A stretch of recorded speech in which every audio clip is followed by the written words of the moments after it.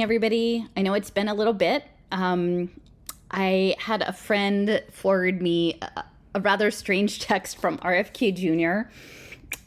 With the sort of comment that there were not very many people out there who could probably interpret what this actually means. And since I'm sort of the public face of the people who might be able to interpret it for viewers, I thought I'd go ahead and try. So just personal wise, I've landed in Arkansas, and I'm looking for a house. I did some house hunting yesterday, and of course I was telling my realtor all about Mark Andreessen and Adam Newman and Flow and the renter economy and changes to the real estate marketplace.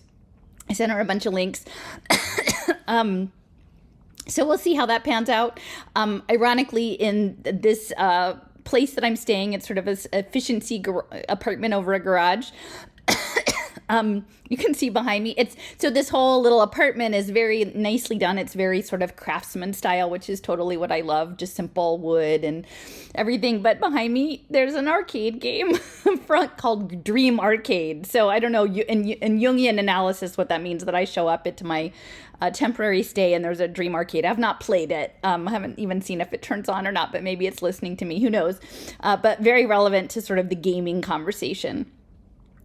So I'm just going to do this tweet. I guess it was today. I don't know. I don't have Twitter, so I was only able to open it. But I think from what I could tell, there were a number of follows up because, of course, this is a mimetic battleground that we're in. So these weird things drop and then they get traced through the ether and through all of the online digital networking to see where it goes and what changes happen. So I'll go ahead and sort of walk through. It's kind of long. I know, I guess Twitter now you can do much longer tweets. But this is from the Robert F. Kennedy Jr. account. And so this tweet says, I am very aware of what the average retail investor has been saying about the need for greater transparency in our markets. Okay, so a couple of things here. So retail investor, the average retail investor. So in my interpretation of this tweet, which is surely not the norm, but my take is that this is talking about Lunarpunk and signals intelligence and ultimately networked consciousness to access the wisdom of the crowd through morphic field, and then potentially reharmonizing the world, like using online gaming and which really crypto finance is just a gaming app, collectively linked to UBI, and then using that to extract consensus data from the crowd at a subliminal level, and then possibly to use that data to re-engineer the crowd, backward engineering to level it out to sort of some harmonic noosphere program.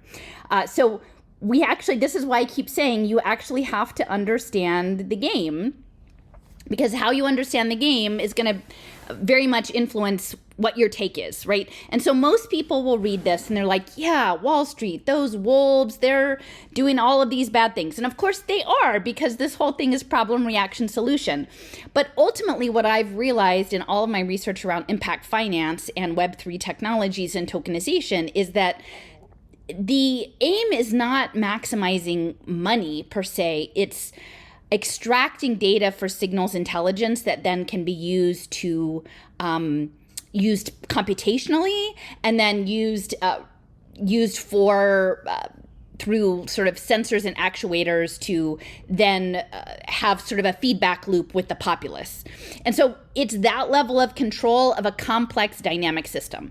The control isn't a bunch of strings to make people puppets and be homogenous. The goal is to have ubiquitous sensing that collects lots of data and that harmonizes it in sort of this conductor, electrical, orchestrated way.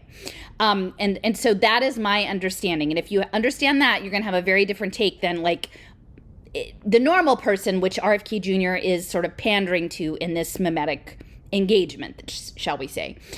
So average is important because I think what they're looking for in signals intelligence with these things, these devices, is an average. So you're going to have crowdsourced wisdom of the crowd. The wisdom of the crowd, and that's what this is tapping into, and that's why we all have to have our continuous monitors that will eventually be our wearables, and our continuous glucose monitors for the diabetes that Bobby is going to save us from. Even though this is dirty electricity and this causes environmental diabetes, but he's not going to tell you that. Okay, so the average investor. So the goal is that soon we will all be investors through UBI, Universal Basic Income components that are coming from high net worth billionaires. And what I'm realizing now is that actually this UBI will be framed as a community currency, whereas I think the community and the commons is actually based on the complex system of the gut microbiome. So it's sort of like a dynamic, complex system that they're looking to monitor and mediate in some way and utilize to harness for its knowledge, for the gut instinct, shall we say. And so I think the backstop of these community currencies that will be set up. So if UBI becomes unpalatable, they'll say this is your community dividend, right?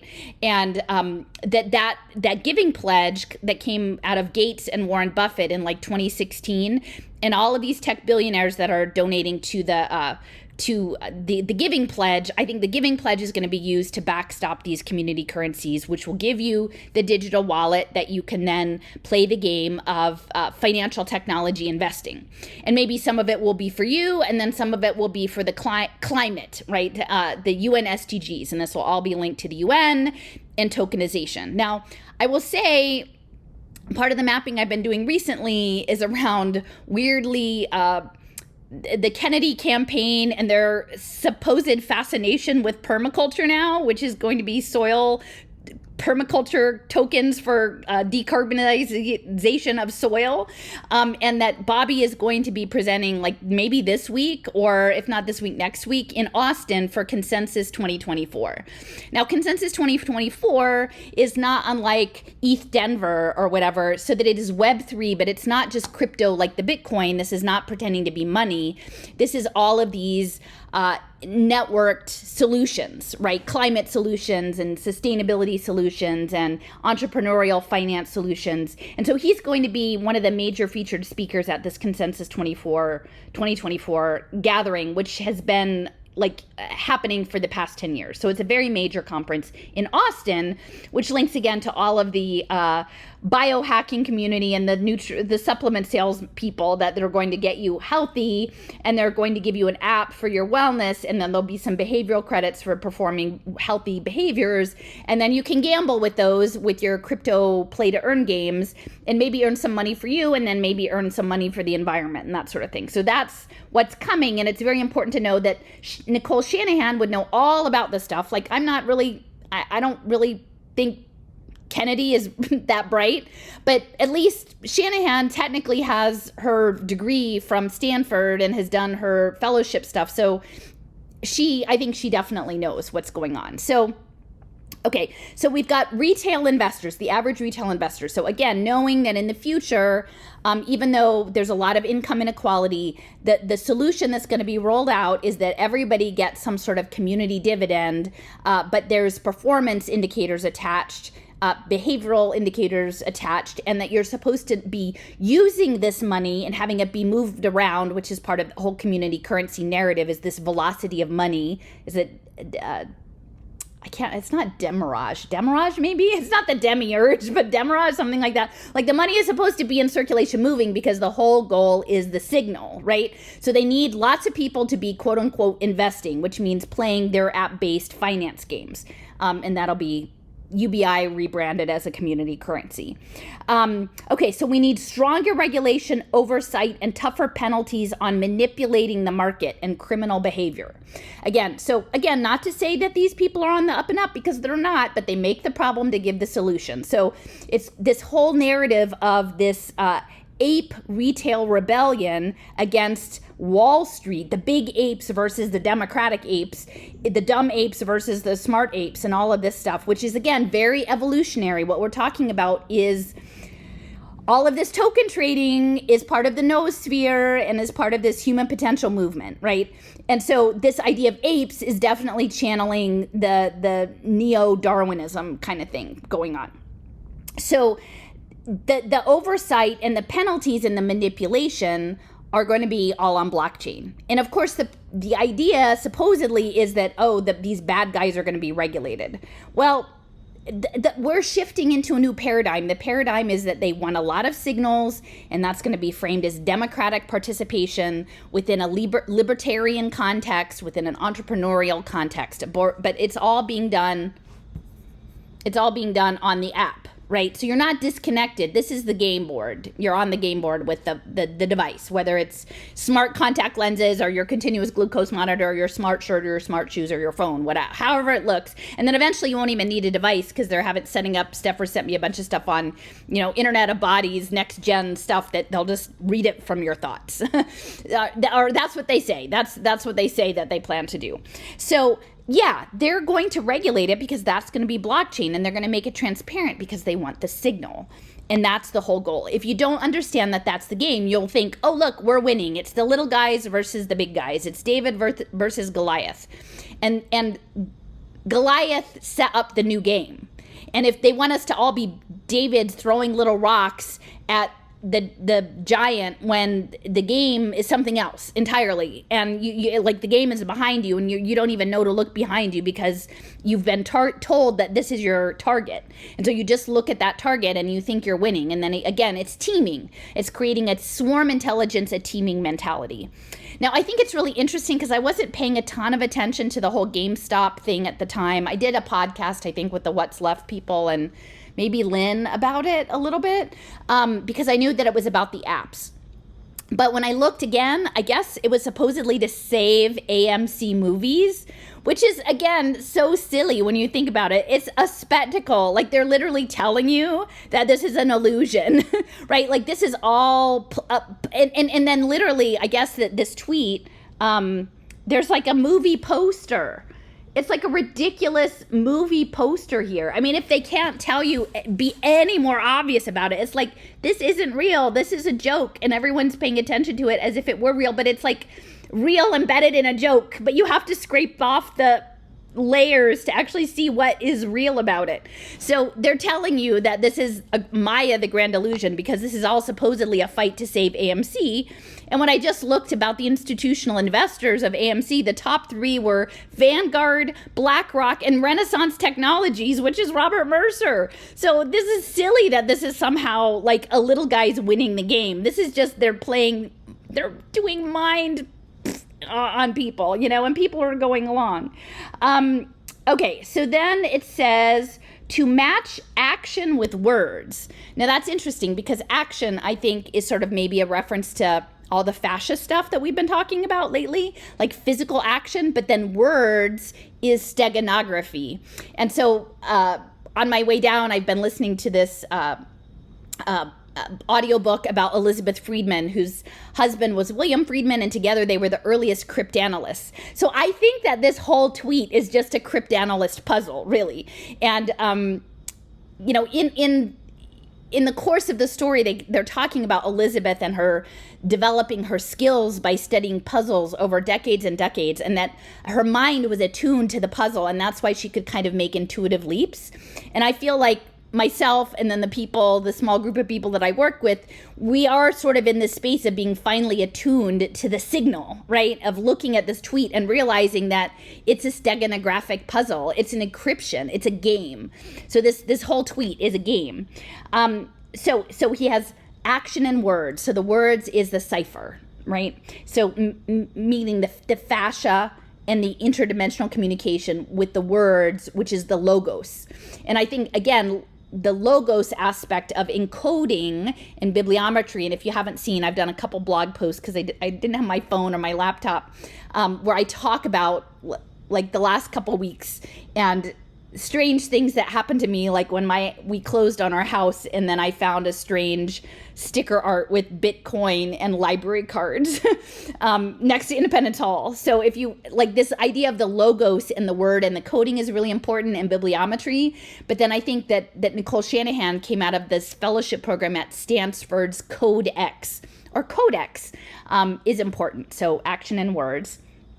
And then he said he invested $24,000 in GameStop from the fees I earned from suing Monsanto for knowingly poisoning the soil and causing cancer. Okay, so there's a lot in this line. So I'm not great with the whole gematria stuff and the number stuff, but when I see 24,000, I'm thinking 8,000 times 3. Now, 8,000, the 8 is infinity. So that's sort of the singularity loop and the analemma. And then times 3 is the trichotomy, or mind, body, spirit, which the soul is so important in all of this. Okay, so the 24,000 to me, I see 3s and I see 8s. And those are both very powerful. And then the Pythagoreanism, because I've been looking into Pythagoreanism too for the 3s, the triangles. And then GameStop. This is all about gaming. This is game theory. This is complexity. This is consciousness. And so we're not actually stopping the game. We're starting the game. We're really, this whole tweet, this tweet thing is the game. We're in the game. Okay. So then what is this money coming from? Well, it's coming from, Monsanto. Okay. So we know, like, Monsanto was connected with the Department of Energy and the Oak Ridge National Labs, and that's some of the work that Leo had done. But of course, Monsanto is a glyphosate or whatever, which is being discussed so much. And again, problem, reaction, solution, right? I'm not saying that Monsanto and glyphosate are not a problem. They are a big problem. But how are they going to fix the soil? Now, and there's a very strange thing about Bobby and Nicole and the soil, and I'll talk about this a little bit later, but on their announcement that they made, I found an hour-and-a-half presentation on C-SPAN of their announcement in Austin of getting on the Texas ballot. And pretty much the whole central thesis of this announcement for an hour and a half was about permaculture and soil. And why is that, right? You're like, of all the things that a presidential candidate could talk about, the idea that you're going to heal the nation and that you're going to heal the soil sounds a little bit close to kind of blood and soil stuff that's going on. And I do have some connections to that and Steiner and biodynamic farming. But so Bobby's going to come around. The environmental Bobby and the wellness Bobby is they're going to fix health by fixing the soil, and they're going to fix the soil. Well, I've just actually, Steffers alerted me to this whole setup around carbon nano and biosensors in the soil. So the whole biochar permaculture movement is linked into the biosensors. So this idea of ubiquitous sensing, and we saw that in Leo's work around crop insurance and parametric insurance in the soil and food forests. And, Jason had some contacts in the permaculture, and he's like, yeah, these permaculture people are all in on Web3, right? I mean, you could see it in Denver. It's because they're going to pivot the central bank digital currency, Klaus Schwab, draconian environmental things with community currency, carbon sequestration with permaculture food forests. And then for the conservatives, they're going to have their blockchain clean food so that that you have like beef that's the way you like it and not injected with things, right? And so they're gonna have everything on blockchain for transparency, and that's how they're gonna get around the Klaus Schwab narrative, because they've set him up and they've kept the focus narrow. They're not gonna talk about community currencies. They're only gonna talk about central bank digital currencies, and they're only gonna talk about Klaus Schwab and his carbon program. They're not gonna talk about Bobby's permaculture token credits, because that's a big part of consensus and Chainlink, and Sergey Nazarov is also going to be at consensus, and maybe he'll talk about their tokenized plans for permaculture, because that's what's coming. And what you're going to tokenize, you're going to be able to do that with the biosensors that are going to be carbon nano, which are going to be organic biochar. So, I don't know how to get out of this, because I'm not against organic farming or the idea of permaculture, just like I'm not against biking or having bike lanes, but this stuff is all going really wonky in this crazy game. Okay, so, and the other thing is, so I really do believe that part of the networked consciousness is going to be happening through the microbiome. And that is your gut microbiota and your mycobiota. So the fungi that are in there and the bacteria that are in there. I think that's why Google Verily are all after the wastewater treatment, because they want to have a lock on the community standards. And so it is the networked gut infrastructure, and I think that's coming through the food system, and I'm going to have a lot more to say about running the food system. But again, clean food, organic agriculture, but all on blockchain and all linked to your digital identity and your digital wallet. Because remember, for like years, I've been saying we need to pay attention to like blockchain welfare and blockchain food stamps.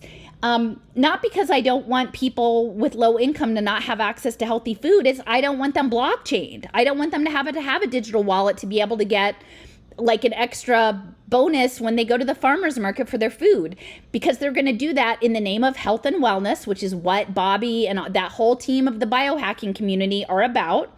But they're not going to just let you eat healthy food and not be blockchain for it, because they want, just like Wall Street, the regular people are going to be accountable. It's going to be transparent. So the government and the technocrats and the churches that are running the food pantries will all know what the impact is of the organic, healthy food on your lifestyle. But by the way, the future of organic is biology is technology and all of these omics. So they're going to be engineering all the food for precision nutrition just for you, right? And so that's how it's going to go down.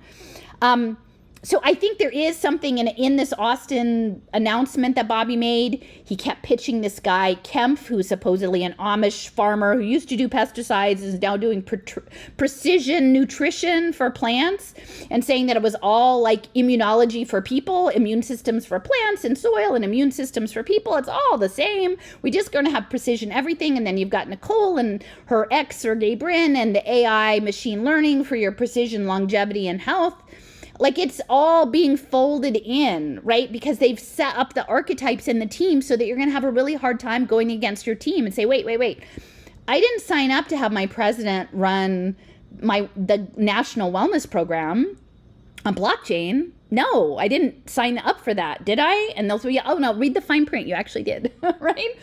And so I'm saying you still have time to back out of this and to like wake up to actually what's going on. And it's the thing I've been saying for 4 years. And I kept saying, do your homework, understand Web3, understand impact finance, understand complexity theory, understand cybernetics, understand complex dynamic systems and chaos theory, because if you don't, you're just going to be jerked around by all of these supposed influencers who are selling you a line, but they're all taking you back around the back to the Bobby AI blockchain consciousness plan.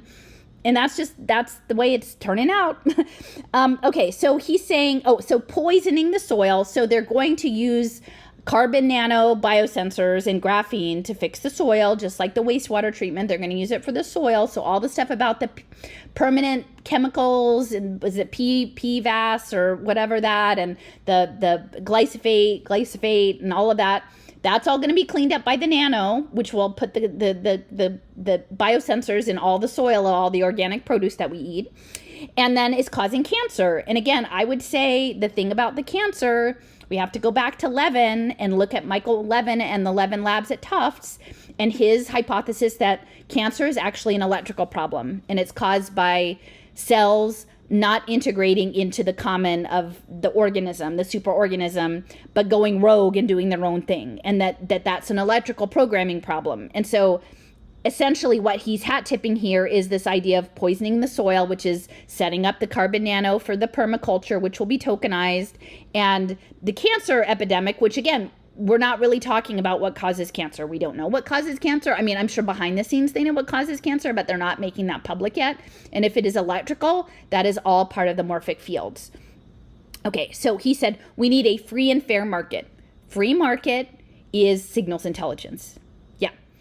And what I'm realizing as I'm doing this mapping is that the model for the free market is the gut microbiome.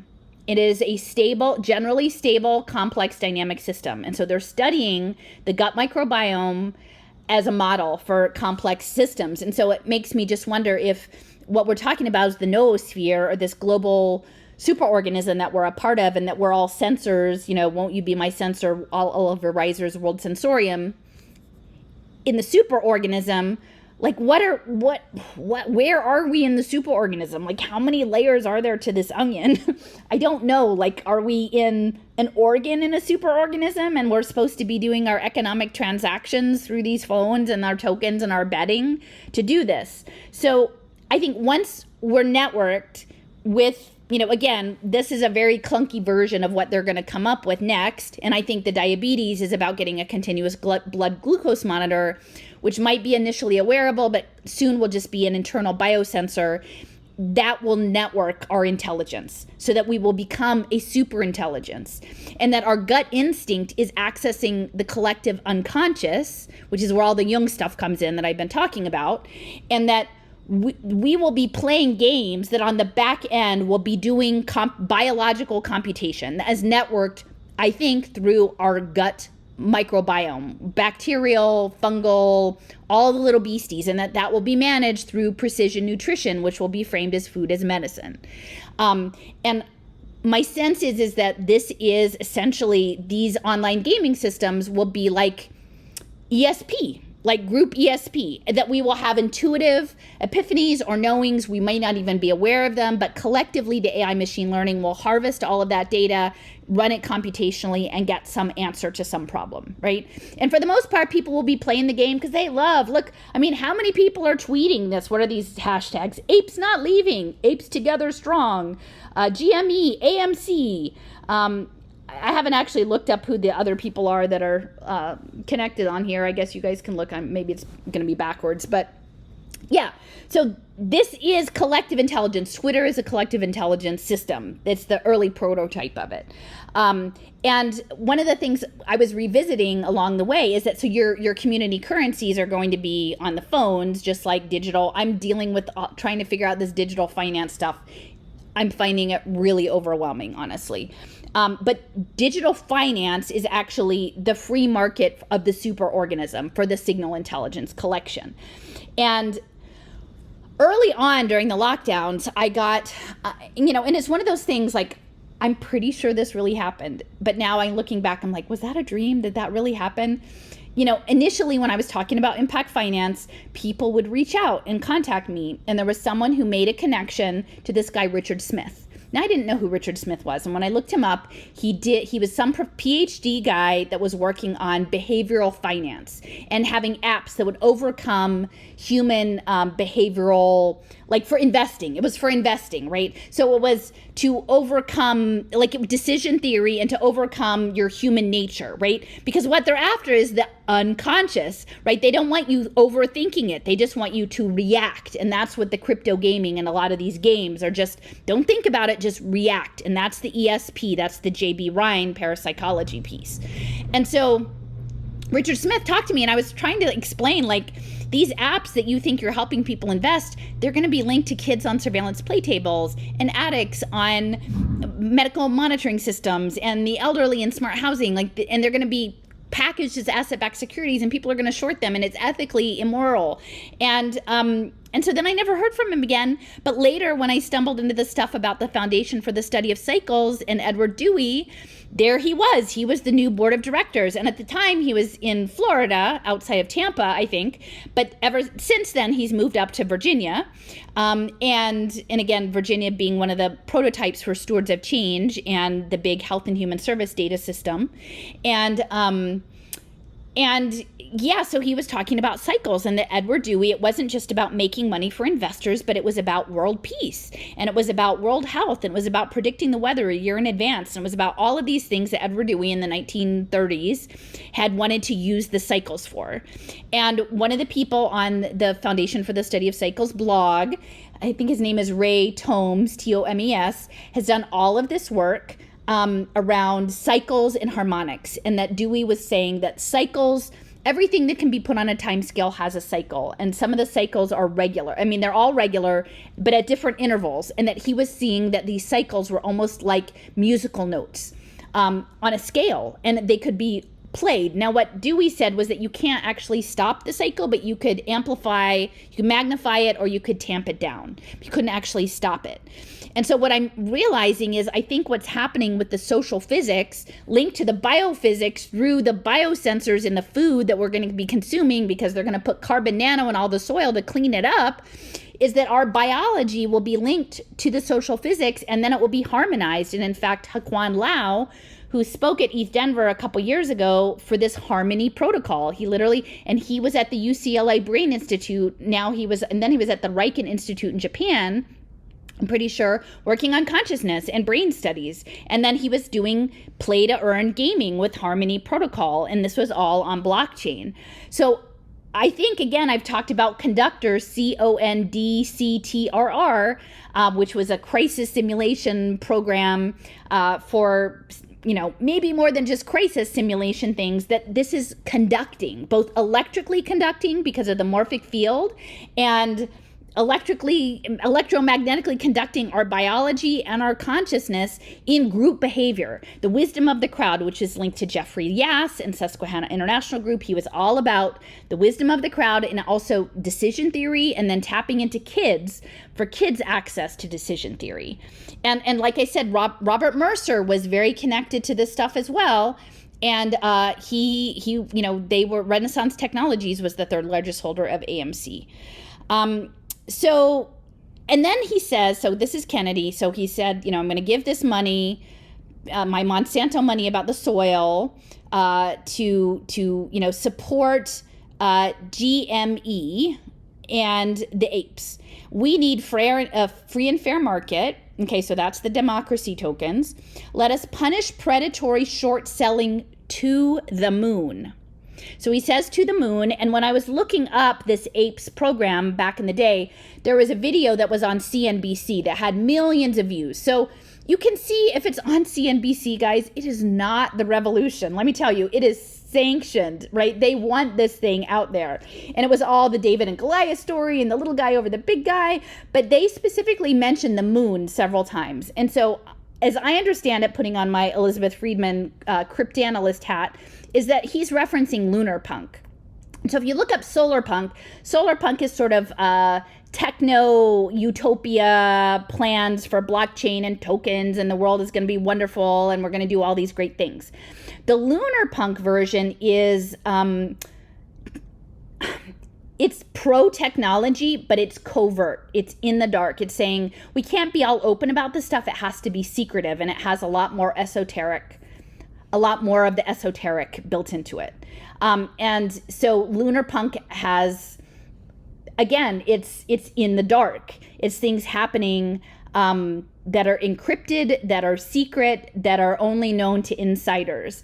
And so for me, when I'm reading this tweet from RFK Jr., what I'm realizing is that it is a puzzle. It is a cipher. It is a signal to the people who are in the know, a hat tip about the human potential movement, about guided evolution through signaling, about using fintech finance apps to do global scale gut intelligence, and that it will be gaming, and that the game isn't stopping. Really, the game is just starting. And, it's kind of a joke, but it's not a joke, right? This thing, you've got a twin. Is this the ape RFK Jr. and with the Falcon, and then the human RFK Jr. with the Falcon? Is that what we're talking about? Is that is the next version the digital twin or the noosphere Bobby with the Falcon? And the Falcon is a raptor, right? So it's flying high overhead and it sees a wide view. And the other day I was actually I walked to the farmer's market because I do like farmers markets, and I got some bacon and farmers market bacon, and there weren't a lot of fresh vegetables because my friend Sean says it's actually really hard to be a vegetable farmer and make any money at it. So you tend to, all the farmers markets are turning into crafts markets. Because I guess the inventory, if you're selling crafts, your inventory doesn't go bad as if you're selling, microgreens and arugula. But I'm walking back. So I'm in this nice little neighborhood and I'm walking back from the farmer's market, and there's some big mansions. Now I'm like in a little garage apartment behind one of these big buildings, but they're all from the 19 teens and 20s. And there was a historic plaque, and it was this woman, I think Hilda Cornish. And Hilda Cornish lived in this big mansion, and her husband was a banker, and he was German American, and she was one of the leaders of Planned Parenthood and the Arkansas eugenics movement. And I'm like, well, what are the odds? 2 blocks from where I'm staying is like the epicenter of the Arkansas eugenics movement, which, I mean, eugenics, you think about optimization. And again, that's where Monsanto comes in. This is all about GMOs. This is about genetically modified organisms and hybridization and optimization. That's what the human potential movement is, eugenics. That's why I'm saying it's going from eugenics to human potential to biohacking. And Bobby's right there at the, like, let me use diabetes and these various things to make sure that you have to have your food as medicine prescription so that we can network your gut microbiome and solve some sort of interdimensional problem, you know? But yeah, so, and then on the way and on the way back, I kept seeing this little raptor. And now I'm actually kind of enjoying being in the South. You know, after all these years up north, I actually, you know, I was born in Texas. I had my childhood in Louisville, Kentucky. And then in high school and college, I was in North Carolina, which is kind of borderline South. It was corporate North Carolina, so it wasn't really deep South. But it's nice just being around these willow oaks and the nandina and the magnolia trees and just seeing a new geography. And so this little raptor, I'm looking at it and I'm like, it's not a red-tailed hawk. It's not a sharp-shinned hawk. It's a little bit smaller than that, but I don't think it's a kestrel. It's kind of gray, but it's definitely not a pigeon. And I'm looking, and I saw it, and then I saw another one, or the same one a couple blocks down, and then I got my stuff, and then I'm coming back, and as I'm standing next to this eugenics plaque, the hawk is flying around. Again, it's flying around. And so when I went back home, I looked up sort of like small hawk gray or whatever, and what came up was Mississippi kites. Now, Mississippi kites live in South America, including Argentina. And I would say a lot of this microbiome management and soil management links to biodynamic stuff, which it came out of Steiner and was very much promoted by the National Socialists. So it's interesting that the Mississippi kites come out of South America, like Argentina, where all the paperclip Nazis were from. And then and that's some of the messages that Elizabeth Friedman was breaking during World War II was the Germans in South America. So the Mississippi kites come from South America and like Argentina, and then they fly up to the sort of central southeast. And so I'm pretty sure that it was a Mississippi kite. And, you know, I always look up what does the animal symbolism mean? And I don't take it super seriously, but it was that you can see very far and that you can see into these undercurrents in the underworld. And so I don't know, maybe when we're looking at Bobby and his falcon and his ape falcon, you can picture me and my Mississippi kite in the eugenics plaque, because I think that they're moving towards human optimization in the guise of wellness, prescribed wellness on blockchain, but not via central bank digital currency, but via your nice community currency and your blockchain permaculture, the kinder, gentler version of the UN SDGs. So anyway, hopefully that touches on some things and it makes sense to people. I'll link to the map that I'm working on. It's still in process. I have a bunch of stuff, people that I've been working with on it. And I've been adding more, and then this new thing came up. So I thought I'd just at least sort of lay this groundwork. But I'm also going to link some of the, be sure to look at the links from the Austin announcement that Bobby had, and this kid, Ryland Engelhart, who was promoting permaculture and evidently has 2 documentaries about soil that Nicole Shanahan funded. And his family did these gratitude cafes in California. He was a Waldorf kid. So I keep finding these teasing things, like this guy, Xavier Hawk, was with this Firecoin, was doing also biochar stuff, and a friend of Bernard Lietaer. So again, and he was on the board of the Palm Beach Waldorf School. So there's this weird sort of Waldorf Steiner anthroposophy ties between the community currency permaculture movements, which, you know, jumps back into blood and soil and National Socialism and biodynamic agriculture, which is something I think, you know, Raul was going to be writing on. And then sadly that got put behind a paywall and then disappeared eventually. Because it's not popular to question Steiner. And again, I'm not condemning him or advocating for him. I'm just saying we really kind of need to understand this game better because people are being played. People are being really played. So with that, anyway, goodbye from Little Rock for now, and I'll have some more information on this in a bit.